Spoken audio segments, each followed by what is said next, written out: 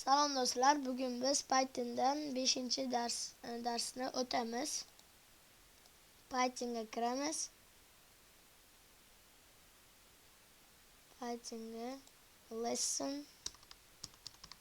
5.py deb ocha olamiz. Xo'sh, bugun biz bitta o'yin yaratamiz. Masalan, biz 1 dan 20 gacha son kiritsak, uni yig'indisini hisoblab beradigan o'yin yaratamiz. Ya'ni bu to'q juftdan foydalanib.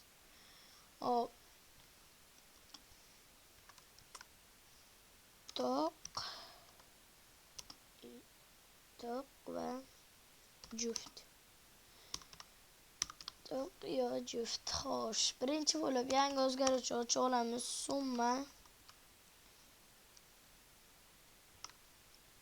Summa qilamiz. Summa qilib turib to'q deymiz. To'q deb turib ikkitali qavs 0 ga qilib qo'yamiz.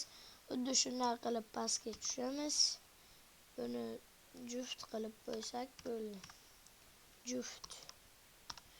Xo'sh, juft. Endi pastga tushamiz. For value in range deymiz. Endi 1 dan 20 gacha chiqarishni xohlasak, 1 belgir qilib turib 21 qilamiz. Indeksiga bo'yicha 1 0 indeksda bo'ladi, 21 20-indeksda bo'ladi. Xo'sh, endi ikkitali qavs, ikkitali dumaloq qo'yib qo'yamiz. Endi pastdan if value bo'linsa 2 ga qilib ikkitali qavs summa to'q plus va ikkitali narsa value qilamiz. Value. Xo'sh, endi pastidan tushamiz. Endi bu yerga else yozamiz va ikkitali qavs. Else ga shart yozilmaydi. Endi summa juft plus ikkitali narsa keyin value qilib qo'yamiz. Bunga xuddi value. Xo'sh, endi pastga tushamiz. Pastga tushib turib print f-string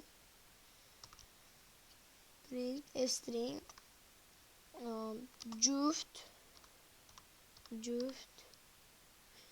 raqamlar yig'indisi. Juft raqamlar yig'indisi deb olamiz. Juft raqamlar yig'indisi deb turib bitta qo'yib olamiz. Keyin gulli qavs ochamiz. Summa juft qilamiz. Summa juft. Xo'sh, endi pastga tushamiz. Yana print qilamiz. String f ikkitali qavs qo'yamiz.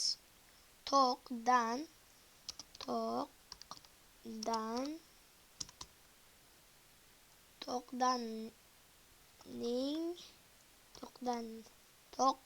ning ayirmasi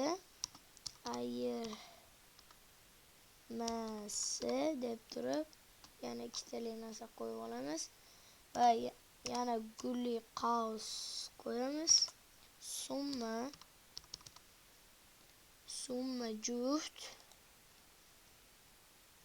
ayrimiz summa to'qqa. Xo'sh, endi bu yerdan getting deb qo'yamiz. Endi terminalni ko'radigan bo'lsak, mana juft raqamlar yig'indisi 110, to'qdan ning ayirmasi 10 ga teng. Xo'sh, Bugungi darsimiz yoqqan bo'lsa, obuna va like bosish esdan chiqmasin. Xayr.